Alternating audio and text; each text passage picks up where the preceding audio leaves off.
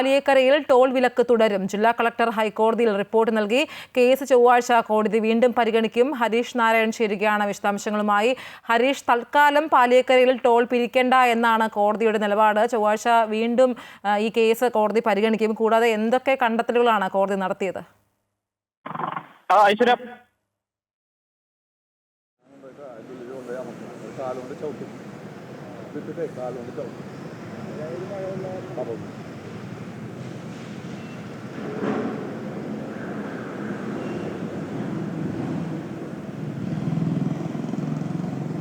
ഐശ്വര്യ, പ്രധാനമായും 30-ാം തീയതി ഈ കേസ് പരിഗണിക്കുമെന്നാണ് ഇപ്പോൾ കോടതി പറഞ്ഞിരിക്കുന്നത്. അതായത് ഈ സർവീസ് റോഡ് പുനർനിർമ്മിച്ചതിന് ശേഷം മാത്രം ഈ ടോൾ പിരിവ് മതി എന്നുള്ളൊരു കാര്യം കോടതി എടുത്തു പറയുന്നു. മാത്രമല്ല, കളക്ടർ ബോധിപ്പിച്ചിട്ടുണ്ട് ഈ ആമ്പല്ലൂരിലും അതുപോലെ തന്നെ മുരിങ്ങൂരിലുമല്ല ഗതാഗത കുരുക്ക് കോടതിയെ ബോധിപ്പിച്ചിട്ടുണ്ട്. എല്ലാം പരിഗണനയിലാണ്, അല്ലെങ്കിൽ എല്ലാം നിരീക്ഷിക്കുന്നുണ്ട് എന്നാണ് കോടതി പറഞ്ഞത്. ഇപ്പോൾ നമ്മോടൊപ്പം പരാതിക്കാരനായ അഡ്വക്കേറ്റ് ഷാജി കോടങ്കണ്ടത്ത് കൂടി ചേരുന്നുണ്ട്. കൂടുതൽ വിവരങ്ങൾ നമുക്ക് അദ്ദേഹത്തോട് ചോദിക്കുന്നുണ്ട്. എന്താണ് ഇന്നത്തെ കോടതിയുടെ ഒരു വിലയിരുത്തൽ? കോടതി വളരെ കർശനമായ രീതിയിലാണ് ഈ കേസ് പരിശോധിക്കുന്നത്. ഇന്ന് കോടതി പറഞ്ഞത് കളക്ടർ റിപ്പോർട്ടിൽ കളക്ടർ നിർദ്ദേശിച്ച സുരക്ഷാ മാനദണ്ഡങ്ങൾ ഇതുവരെ പാലിച്ചിട്ടില്ല. ഈ സർവീസ് റോഡിന്റെ സൈഡിൽ അവർ ട്രഞ്ച് എടുത്തിട്ട് വലിയ കുഴിയാകുമ്പോൾ സർവീസ് റോഡ് ഇടിയാണ് ചെയ്യുന്നത്. അതിന് സുരക്ഷിതമായ കാര്യങ്ങൾ ചെയ്യാൻ നിർദ്ദേശിച്ചു. ആ നിർദ്ദേശം പാലിച്ചിട്ടില്ല. കഴിഞ്ഞ ഇന്നലെയും മിനിഞ്ഞാന്നും വലിയ ബ്ലോക്കാണ്. ഈ ആമ്പല്ലൂരിൽ നിന്ന് ഈ പുതുക്കാട് KSRTC വരെയാണ് ബ്ലോക്ക്. മണിക്കൂറോളം നീണ്ട ബ്ലോക്കാണ്. അതുപോലെ തന്നെ മുരിങ്ങൂരും ബ്ലോക്ക്. മാത്രമല്ല, സർവീസ് റോഡുകൾ പൊളിഞ്ഞുകൊണ്ടിരിക്കുക. ഇവർ BMBC ഒന്നും ചെയ്യാതെ തട്ടിക്കൂട്ട് പണിയാണ് ചെയ്തത്. അപ്പോൾ ഇന്നലെ നമ്മൾ കാണുന്നത് ഒരു പോലീസുകാരൻ മൺവെട്ടി ഉപയോഗിച്ച് മണ്ണെടുത്ത് ദേശീയപാതയിലെ കുഴി അടയ്ക്കേണ്ട ഗതികേടിലേക്ക് പോയി. അപ്പോൾ അതൊന്നും ദേശീയപാത അതോറിറ്റിക്കും കരാർ കമ്പനിക്കും വിഷയമല്ല. മാത്രമല്ല, ഈ വെഹിക്കുലർ അണ്ടർ പാസേജുകളിലെ പണി നടക്കുന്നത് ഒക്ടോബറിൽ തീരേണ്ട പണിയാണ്. ഇതുവരെ 60% പോലും പണി പൂർത്തീകരിച്ചില്ല. 2 പണിക്കാരെ വെച്ചിട്ടാണ് പണിയുന്നത്. അപ്പോൾ അതാണ് ആദ്യം വെഹിക്കുലർ അണ്ടർ പാസേജിന്റെ പണി ഇമ്മീഡിയറ്റ് ആയിട്ട് തീർക്കാനുള്ള നിർദ്ദേശം ദേശീയപാത അതോറിറ്റിയും ഈ കേന്ദ്ര ഗവൺമെന്റ് സംസ്ഥാന ഗവൺമെന്റ് കയ്യിൽ ഇടപെട്ട് പറയണം. അല്ലാതെ ജനങ്ങൾ ദുരിതഭൂമിയിൽ ഉണ്ടാക്കല്ല. അപ്പോൾ ജനങ്ങൾ ദുരിതം അനുഭവിക്കുമ്പോൾ അവരോട് ടോൾ പിരിക്കാൻ എങ്ങനെയാ? ജനങ്ങൾ സർവീസ് റോഡിലൂടെ പോകുമ്പോൾ എങ്ങനെ ടോൾ പിരിക്കാൻ പറ്റൂ?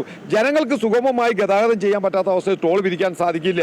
അപ്പോൾ ഏതെങ്കിലും ഞങ്ങൾക്ക് ആദ്യം പറയാനുള്ള വെഹിക്കുലർ അണ്ടർ പാസേജിന്റെ പണി പൂർത്തീകരിക്കണവരെ ടോൾ പിരിവ് നിർത്തണം.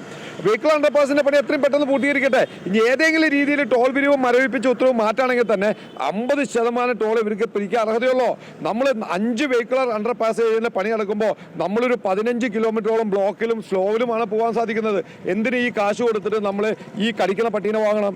നമുക്ക് കാശ് കൊടുക്കുകയാണെങ്കിൽ സുഗമമായി ഗതാഗതം ചെയ്യാനുള്ള അവസരം ഇവർ ഒരുക്കണം. അല്ലെങ്കിൽ ഇവർക്ക് പൈസ പിരിക്കാൻ അർഹതയില്ല. മറ്റൊരു പ്രധാന കാര്യം, നേരത്തെ സൂചിപ്പിച്ച പോലെ തന്നെ ഈ ബദൽ പാതകളിലൂടെ വലിയ വാഹനങ്ങളടക്കം കയറി വന്നിട്ട് അവിടെ ഒരു ഗതാഗത കുരുക്കുണ്ടാകുന്നു. പലരുടെയും വീടുകളുടെ മതിലൊക്കെ ബസ്സൊക്കെ ഇടിച്ച് പൊളിയുന്ന ഒരു സാഹചര്യം. മാത്രമല്ല, ആ റോഡ് തകർന്ന് തരിപ്പണമായ ഒരു സാഹചര്യം. അപ്പോൾ ഇതിൽ ഏറ്റവും കൂടുതൽ ഈ പ്രദേശവാസികളാണ് ബുദ്ധിമുട്ടിലാവുന്നത് എന്നുള്ളതാണ്. അതായത് സ്റ്റേറ്റ് സപ്പോർട്ട് അഗ്രിമെന്റ് ഉണ്ട് സംസ്ഥാന ഗവൺമെന്റായിട്ട് ദേശീയപാത അതോറിറ്റിയും കരാർ കമ്പനി ഏത് ദേശീയപാത പണിയാണെങ്കിലും അതൊരു അംബ്രല അഗ്രിമെന്റ് ആണ്.